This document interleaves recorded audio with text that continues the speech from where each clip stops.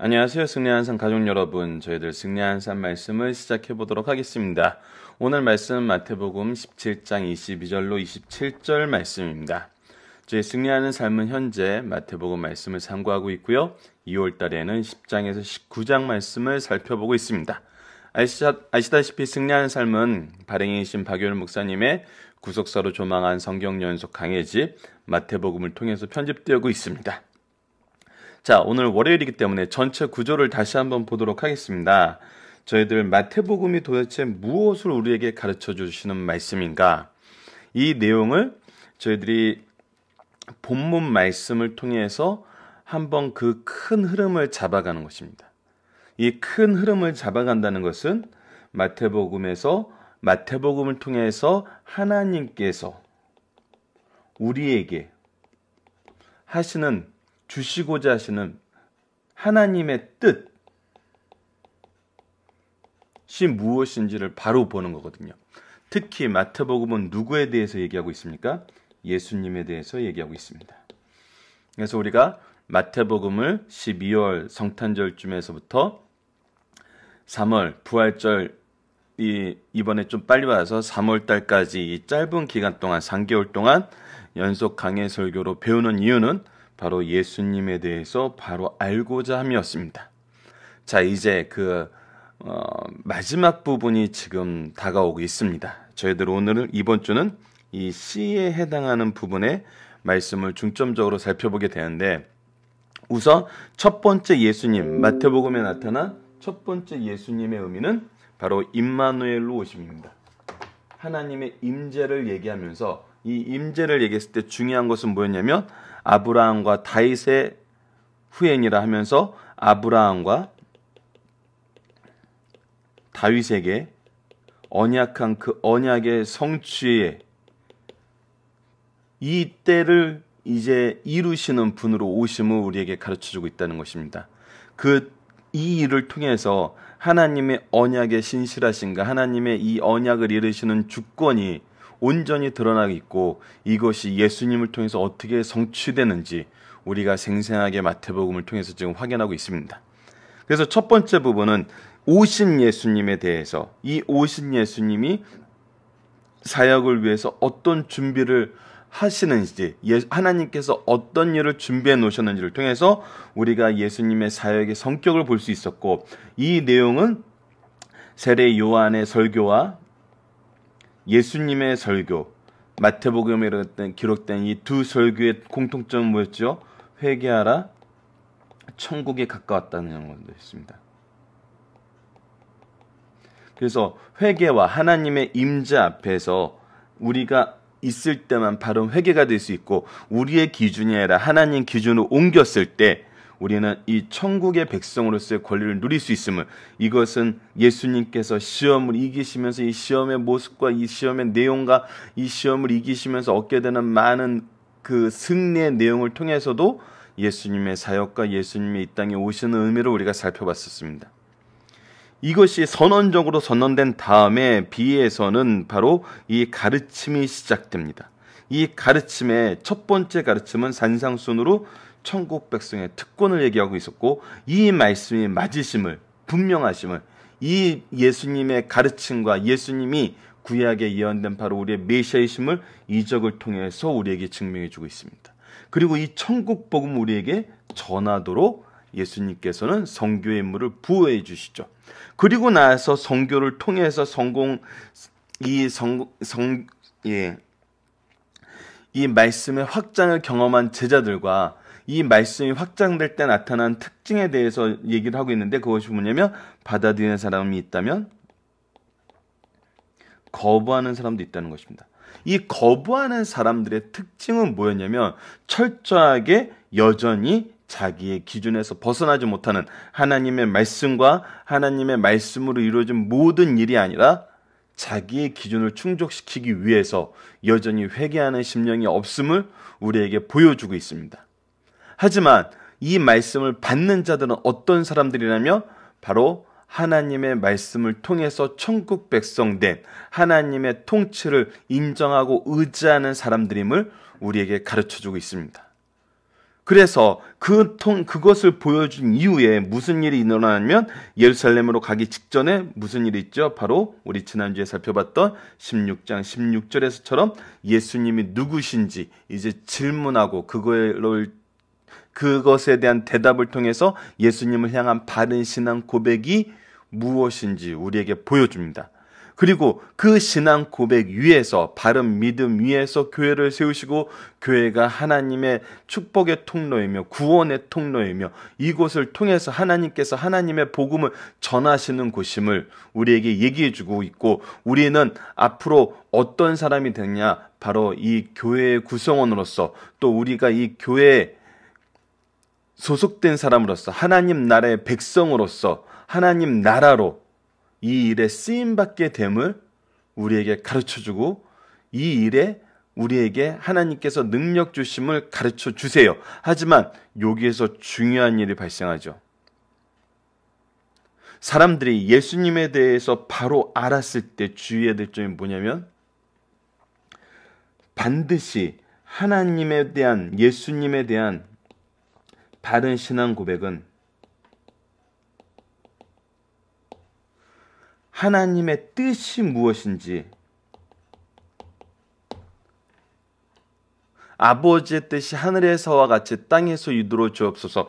그래서 우리가 예수님께서 우리에게 주님의 일을 맡겼을 때 가장 중요하게 생각하시는 것은 바로 하나님의 뜻이었어요. 하지만 우리들은 어디에 포커스를 맞추게 되냐? 능력에 포커스를 맞추게 된다는 거죠. 지위에 포커스를 맞추게 된다는 거예요. 이때 우리가 주의하지 않으면은 오히려 베드로처럼 바른 신앙 고백을 하고도 사탄아 물러가라, 너는 나를 넘어지게 하는 자로다, 네가 하나님의 일을 생각하지 않고 사람의 일을 생각한다는 이 경고의 대상이 됨을 우리가 주의해야 된다는 것입니다. 이 내용은 계속적인 예수님의 교훈에서 반복적으로 나타나고 있습니다. 능력과 지위는 하나님 앞에서는 중요한 게 아니에요. 이것은 때에 따라서 주시기도 하시고 걷어가기도 하시는 거예요. 무엇이 중요하냐면 하나님의 뜻이 무엇인지 아는 것과, 하나님의 뜻이 어떻게 이루어지는지 아는 것과, 하나님의 뜻을 이루는데 내가 하나님의 뜻과 하나 되고 하나님의 일을 하는 것이 중요하다는 거예요. 그래서 때로는 내 능력을 걷어가실 때가 있어요. 내 지위를 낮추실 때가 있어요. 그래도 우리가 실망하지 않고 슬퍼하지 않고 좌절하지 않고 하나님 앞으로 계속 나아가는 것은 무엇을 확인하기 때문이죠? 하나님의 뜻이 여전히 나와 함께하고 있고 나를 통해서 하나님께서 이 일을 하심을 내가 알고 있다면 우리는 실패한 게 아니고 좌절할 일이 아니고 감사해야 될 일이라는 거죠. 자, 이 내용을 온전히 보여주신 분이 누구시죠? 바로 예수님이라는 겁니다. 예수님께서 앞으로 예루살렘에 올라가셔서 당하는 고난을 얘기하시면서 무엇을 보여주십니까? 예수님의 능력이, 예수님의 지혜가 중요한 것이 아니라 오직 하나님의 뜻이 중요함을 계속적으로 반복적으로 보여주고 계십니다. 자, 전체 내용을 오늘까지 우리가 이번 주까지 상고하는 내용은 이렇게 간단하게 정리를 해보았고요. 이번 주 우리가 상고하게 될 말씀은 두 번째 순환 예고에 대한 말씀과 성전세 논란으로 시작한 이 아랫부분 말씀이 바로 이번 주의 말씀입니다. 자, 순환을 예고하시게 된 그 첫 시기는 언제였죠? 바로 16장 16절에서 바른 믿음 고백을 통해서 드디어 하나님의 계획, 예수님의 길을 가르쳐 줍니다. 가야 될 길, 하나님의 뜻을 가르쳐 준 것이죠. 하지만 그때 제자들은 그것을 원치 않았어요. 두 번째 순환 예고를 두면 오늘 본문에서 어떻게 했다고 나오죠? 근심했다고 나오고 있어요. 걱정에 휩싸이는 거예요. 왜? 왜일까요? 분명히 부활을 통해서 승리를 분명히 말씀하고 계시는데도 근심에 휩싸여요. 그걸 싫어해요. 여전한 문제가 있는 것입니다. 자, 그리고 나서 예수님의 말씀에 대한 영광 돌림과 거절이 다시 한번 반복됩니다. 그래서 이때 뭐가 나냐면 네 번째 강화인 공동체 강화가 바로 내일부터 시작하게 됩니다. 자, 공동체 강화는 교회의 모습을 보여주고 있어요. 교회의 구성원, 말씀을 들어서 하나님의 통치를 인정하는 자들이 바로 천국 비유에서 나타났다면은 공동체 강화는 교회의 이 말씀을 전하는 자와 듣는 자가 이루게 된 이 공동체의 모습에 대해서 가르쳐 줍니다. 그래서 교회에선 누가 큰 자인지, 잃어버린 형제의 비유와 무종한 종의 비유를 통해서 여기 가로입니다. 우리가 이 내용을 확인하게 되고 예수님의 시험과 순환 예고가 다시 진행되면서 결혼과 이혼 문제에 대한 예수님의 생각과 예수님의 가르치심을 우리가 배우게 됩니다. 그래서 이번 주 말씀은 조금 전에 말씀드렸던 대로 월요일 날은 순환 예고와 의무, 화요일 날은 하나님 나라에서 큰 자가 누구인지, 수요일 날은 잃어버린 형제에 대해서, 목요일 날은 무장한 종의 비유와 금요일 날은 결혼과 이혼에 대해서 살펴보면서 우리는 무엇을 보냐면 교회는 어떤 사람의 모임인가요? 교회는 분명히 세상 속에 있습니다. 세상 속에 교회가 있죠.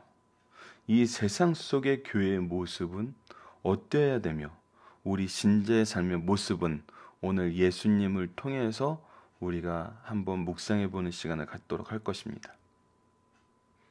자, 예수님께서 순환을 예고하셨던 것을 통해서 우리 교회는 죄악 세상에서 예수님의 십자가의 길을 갈 수밖에 없는 그런 존재들임을, 그런 사명을 가지고 있음을, 근데 이것이 우리에게 정말 어렵고 힘든 길인 줄 알았는데 나중에 무엇을 알게 되는 거예요? 생명의 길임을 알게 되고 이것이 특권임을 알게 되는 거예요. 그리고 의무에 대해서,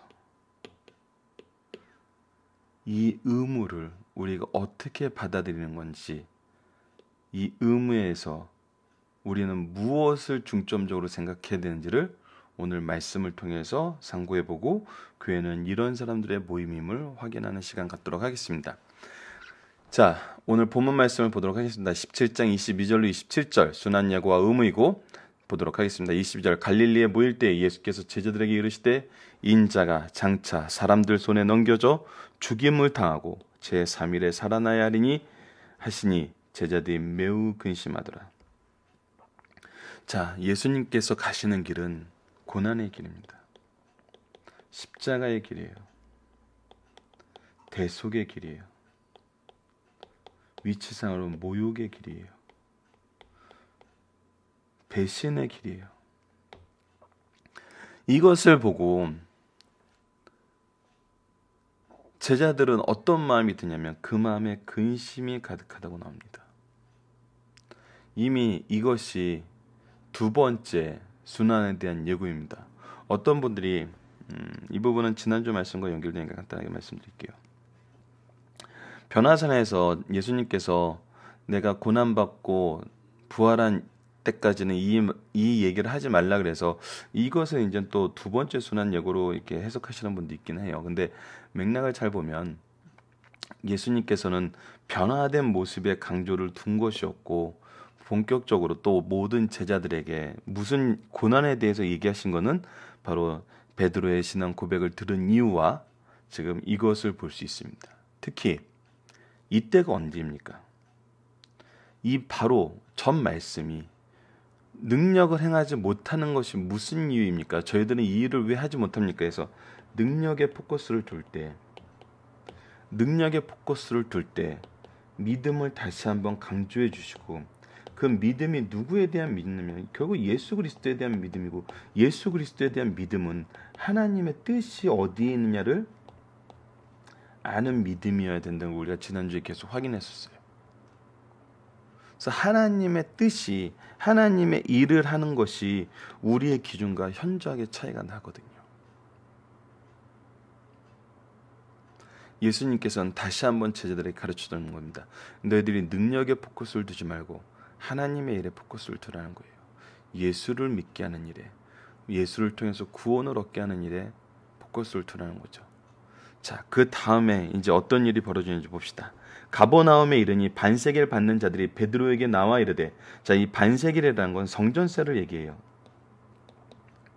1년에 한 차례 반세겔씩 내는 것이 이 유대인들의 전통이었어요. 이것은 출애굽기 때 이미 정한 전통입니다. 그래서 이 법률에 따라서 세겔을 받으러 오는 자들이 이제 베드로에게 와서 너희 선생, 즉 예수님이 이 반세겔을 내지 않았다는 거예요. 그래서 이거에 대해서 비난을 하는 거죠. 자, 이 비난을 받자 이것은 유대인들은 20살 이상의 성인들이면 다 하는 거였어요. 그래서 뭐라 그러냐면 이르되 내신다 하고 집에 들어가니, 내신다 하고 집에 들어가요. 여기서 우리가 예수님의 대답을 통해서 두 가지 사실을 보게 되는데, 우선 대답을 한번 보도록 하겠습니다.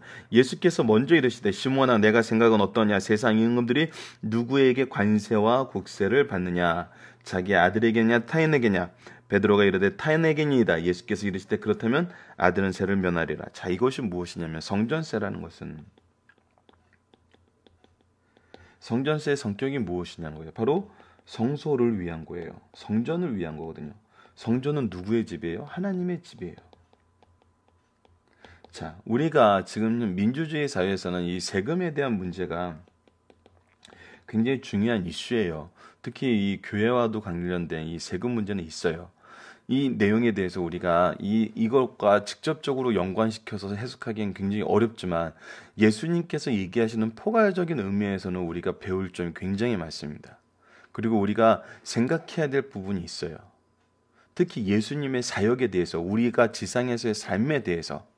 자, 잘 봅시다. 예수님이 설명하시는 건 뭐냐면 지금 현재 민주주의를 생각하는 것이 아니라 예전의 왕정을 생각하는 거예요.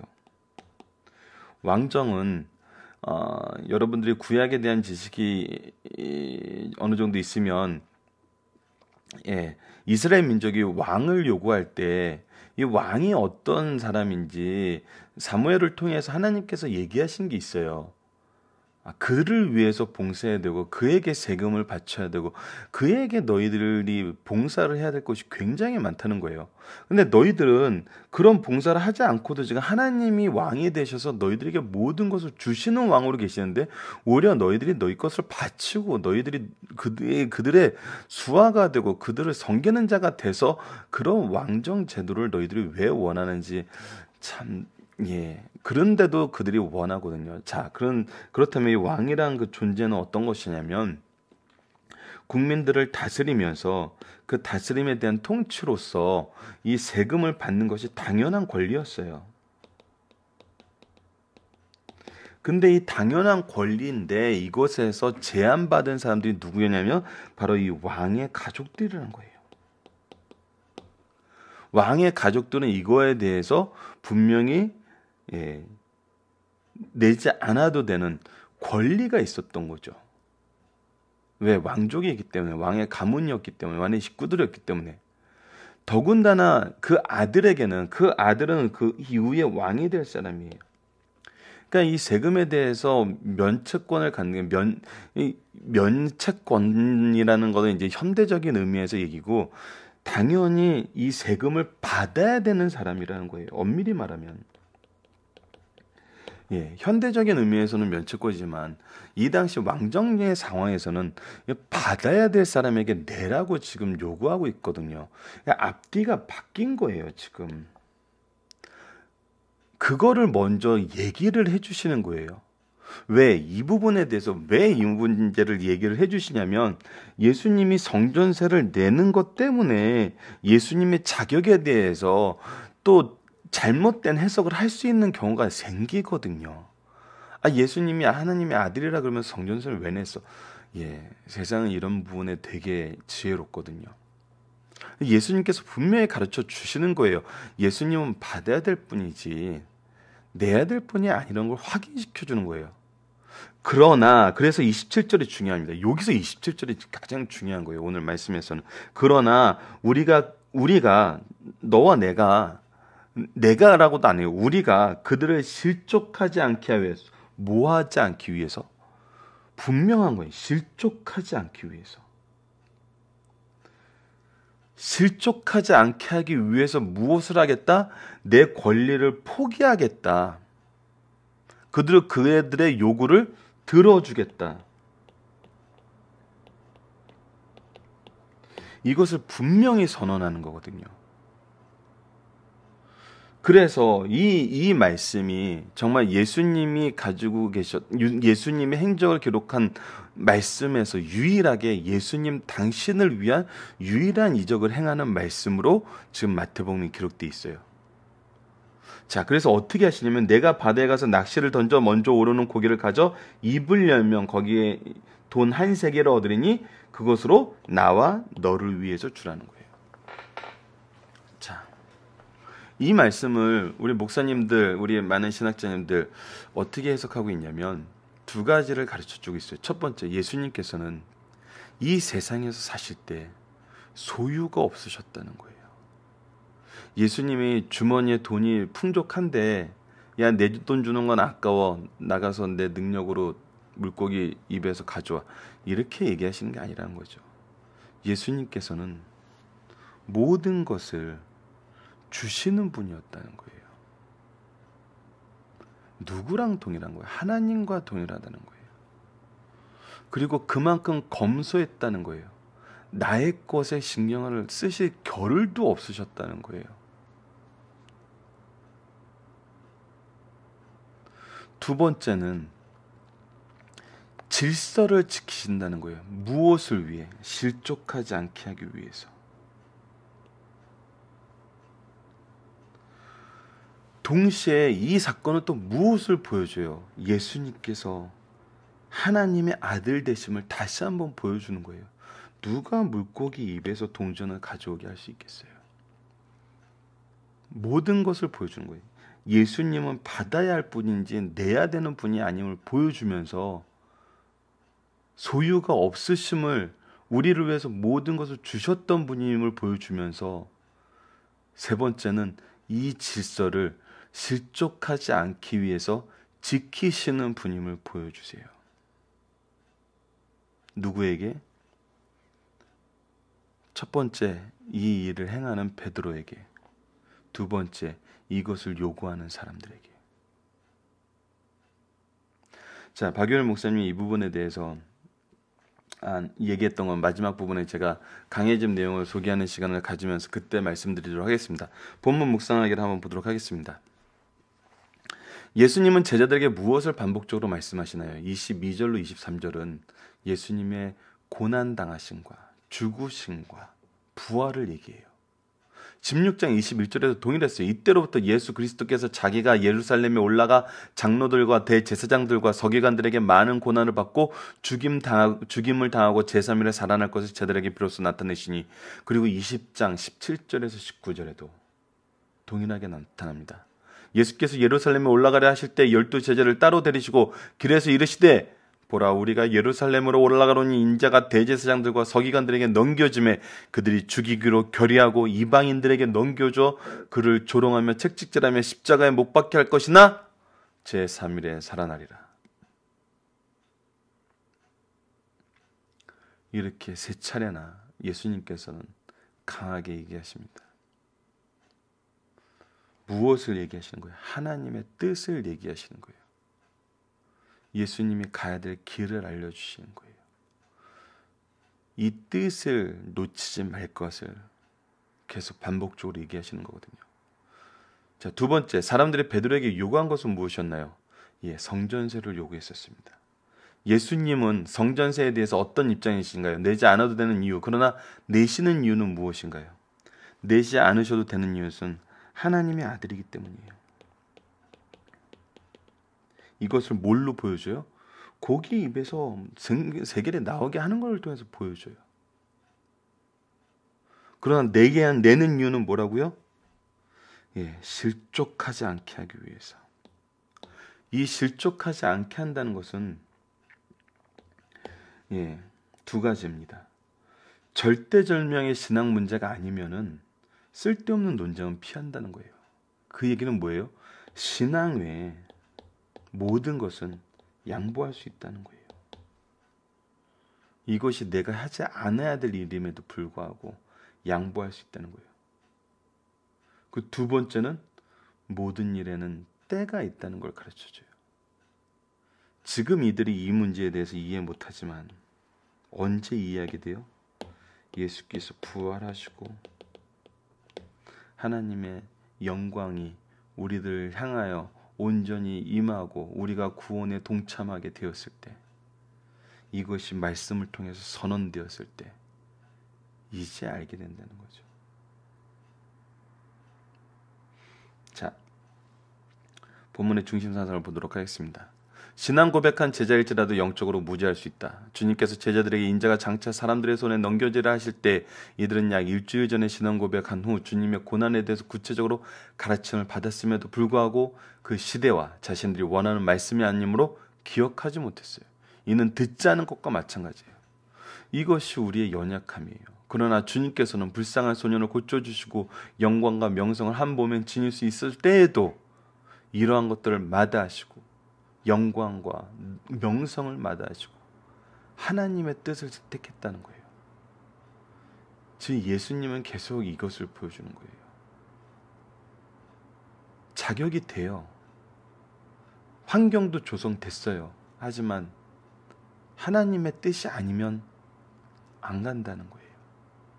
그리고 제자들에게 십자가의 구속의 도리를 재차 강조하셨다는 거예요. 남들에게 십자가를 지라고 요구하면 자신은 그것을 회피하는 이 시대 지도자들의 무지와 주님께서 우리를 위해 십자가를 지시려는 열망을 우리는 이 말씀을 통해서 경험하게 되는 것입니다.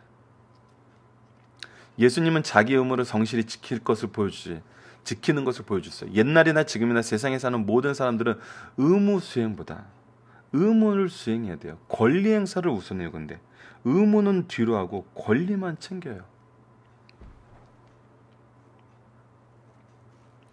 여담이지만 여러분, 이 사이에 있을 때 가장 빈번하게 발생하는 죄가 뭐냐면 거짓말입니다. 의무 수행은 하지 않으면서 권리 행사를 하려 하는 사람들이 가장 많이 범하는 죄는 바로 거짓말입니다. 거짓말을 주의하셔야 돼요, 여러분. 절대 우리가 주의 일을 하면서 주님의 백성으로 살 때 이 거짓말을 한다는 것은 오히려 하나님의 사역을, 예수님의 일을 방해하는 일이 될 수 있음을 반드시 기억해 주셔야 됩니다. 또 많은 사람들은 자기 권한을 넘어 남의 권리까지 침해하려고 해요. 게다가 가능한 새로운 권한을 창설하여 남에게 특권의식을 가지려고 합니다. 예수 믿는 것이 특권의식을 가지게 할 수는 없어요. 특권을 줘요. 놀라운 특권을 줍니다. 그러나 특권의식을 가지고 살게 하진 않아요. 왜?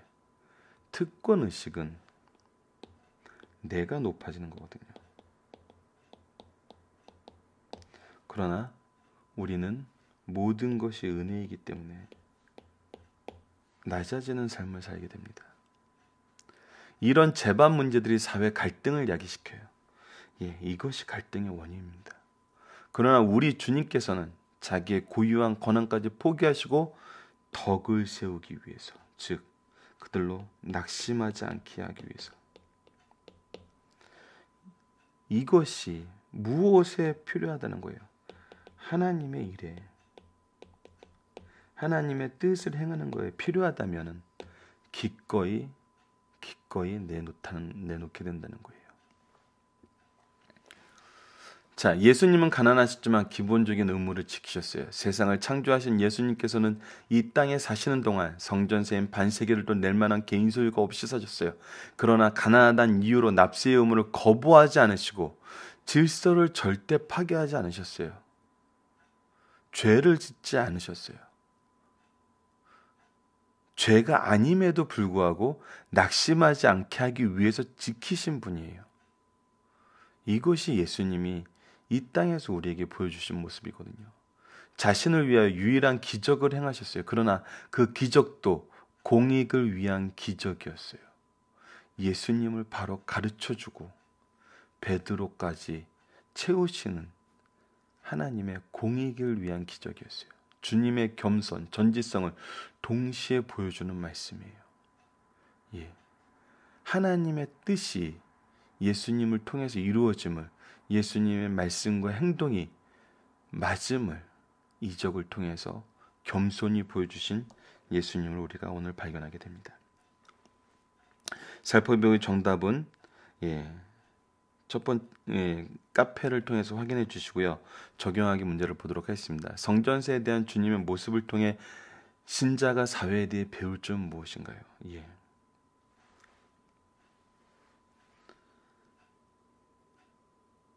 신앙에 관한 것이 아니면, 믿음에 관한 것이 아니면 예수 그리스도에 대해서 바로 전하는 일이 아니라면 양보할 수 있다는 거예요. 이것이 덕을 세우고 낙심치 않게 하기 위해서는 이런 사람이 바로 겸손한 사람입니다.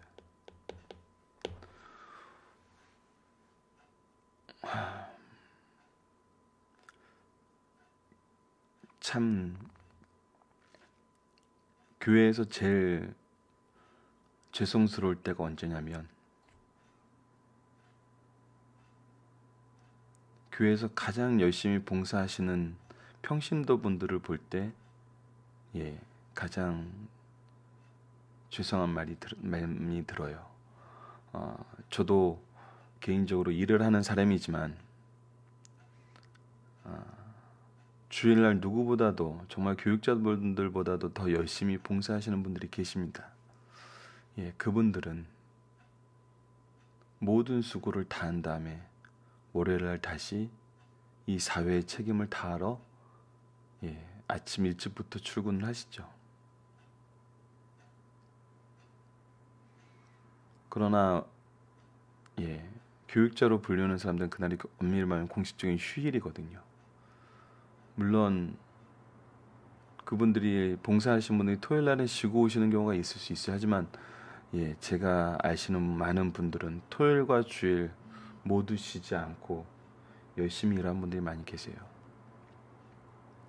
어떻게 보면 우리가 배워야 될 부분은 이런 분들을 통해서도 배울 수 있는 것 같아요.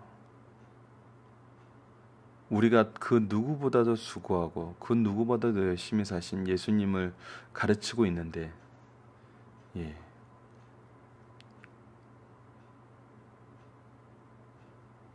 그러면서 우리가 어떤 권리를 요구하고 권한을 요구하고 대접을 요구한다면은 굉장히 부끄러운 것이 되죠.